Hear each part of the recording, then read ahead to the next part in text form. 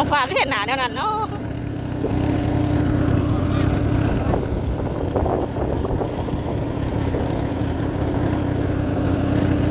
พาคุณแม่ไปตามหมอนัดจ้าสบายดีพี่น้องทักทายสบายดีวันจันทร์เนาะมื้อนี้เนาะ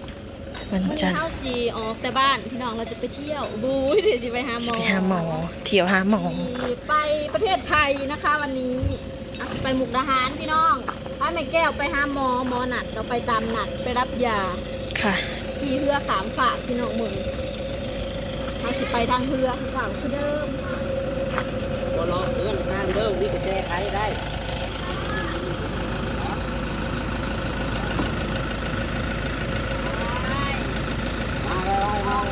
ออกแต่ป่าออกแต่ป่าแต่หน้าเหมือน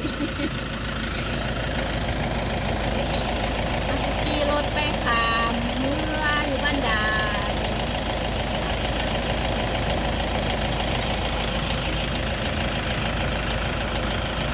โอ้ยหลอกได้ไงสวัสดีจ้าจะคน4 คนพอดีไม่โอ้โหไปเอาอยู่ท่าพวกยังไม่ได้ซื้อวันนี้ไม่ได้ติดลูกอมเย็นมาด้วยสาวแทนสาวฟ้าสบายดีวันนี้จะเอาสาวๆไปปล่อยไม่ใช่ดึงล้างบ่ลูกรถเองจะเอาสาวๆไปปล่อยนะคะเราเด็มยัดเราแดงเต็มยัดเลยพี่น้องเราตัวแดงหรือเปล่าชาแทนคุณถืออะไรเยอะแยะจังเลยอันนี้เลยพี่น้องไปใช่คนยืดไปสิชุดโลดวันนี้เป็นวันจันทร์พี่น้องเลยวันจันทร์เลยค่ะมื้อนี้เฮาสิพากันไปพอดีก็อากาศกับฝนกับตกเนาะเลือกไปได้พายายไปหาหมอค่ะผมพาไปหลายคนพาไปคนไข่คนเดียวคนพาไปเป็นหลายเถอะไปนั่งแล้วอีแม่บ่ยับไปสะพะลงไปพุ่นใช่ให้แม่เลยแท้เลยแนวนั้นแล้วจะปิ่นล้างปิ่นทางล้างไปแทนปิ่นหนามาดูแทนปิ่นหนามาพี่จะสิปิ่นหนากลับคืนวะปิ่นมาปิ่นหนามาพี่นั่นแหละยิงใส่สูซีบใส่เบิร์ดเดี๋ยวเทเบอร์ยังของเจ้านะเอาเบอร์เอ็มจำพอมันน้อยเอาเบอร์เอลที่แม่น้ำเฮาพี่บอน้ำอีแม่เบอร์เอลน้ำสะเทนนะเบอร์เอ็มปินมาพี่ปินน้ำมาพี่เห็นถูกต้องแล้วนี่ยังเงินไปไปนี่โหดอนยิ้มยุกเงินปิวลงน้ำหมดโอ้ยเที่ยวกันเล่นใช่เด้ปินน้ำมาหนูเงินบ่มีไปหน่อยเด้อที่จะจับของกัน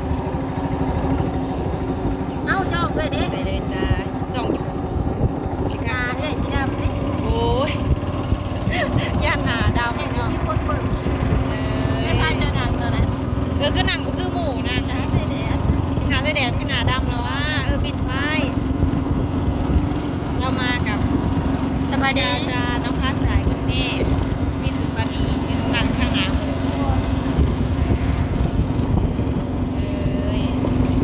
มีสิได้ไปเที่ยวไทยบ่มื้อนี้บ่จ้าเอาแต่ป่า1 วันแต่ป่าพี่น้องเอ้ยมื้อนี้น่ะแต่ป่านี่ได้สิเข้าในเมืองพี่น้องเอ้ยเราจะไปเป็นสาวในเมือง1 วันมันนอกเขาในเมืองบ่นี้เขาไงก็เป็นตาหน่ายทะเลเป็นเท่าไหร่ก็ไปหาเห็ดคนลกใส่เปียกตาไปเลยใส่เสื้อกันนี่ที่จะแดดเนาะอากาศดีเพิ่นว่าแดดก็ดีแล้วว่ะแดดน่ะดีแล้วยังแห้งย่านพายุเขายังฝนตกน่ะดีแล้วน้องน้ำกลางให้จ้า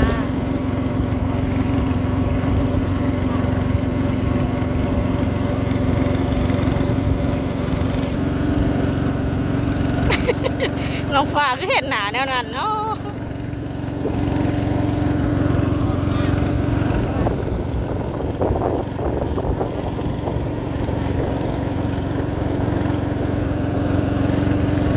พาคุณแม่ไปตามหมอนัดจ้าพี่น้อง ไปรับยาที่โรงพยาบาลมุกอินเตอร์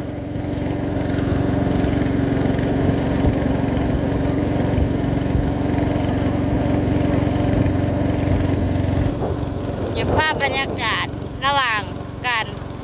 เดินทาง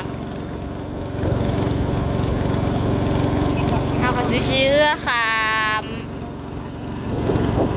เฮาขามด้านน้อยเด้อพี่น้องไม่ได้ขามสะพานเนาะเฮาขามด่านเรือระหว่างวัดท่าด่านเมืองไซพุทองหา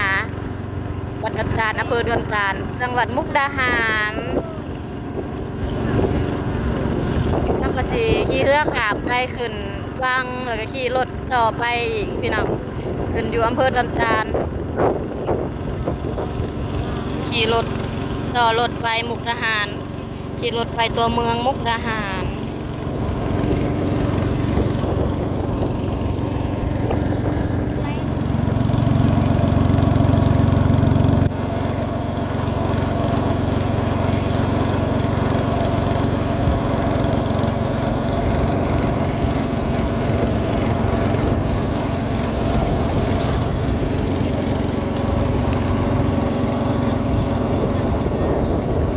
นี่ก็เป็นฤดูฝนน่ะก็น้ำหลากน้ำร้ายพี่น้องเอ้ย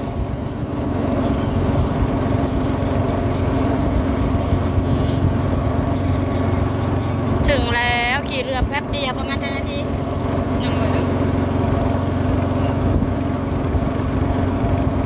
วางนี่น้ำไหลแห้งๆอยู่บ่อนนั้นวัดดอนตาลเป็นเกาะดอนกลางแม่น้ำคลองอันนี้ฝั่งนี้ก็จะเป็นฝั่งไทยฝั่งนั้นก็จะเป็นฝั่งลาวถึงแล้วค่ะท่าวัดดอนตาล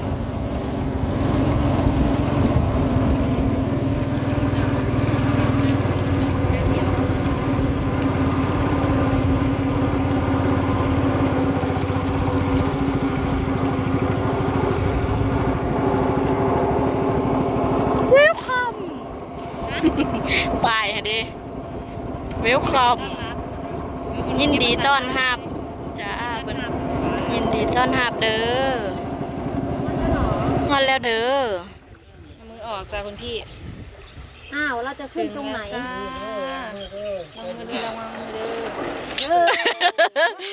เนี่ยเราไม่รู้เลยอ่ะรู้เรื่องเลย ก็คนกรุงเทพใส่กระโปรง จะปลูกนะจีกออกแบบนี้ค้านั่นฮะเราติดตาม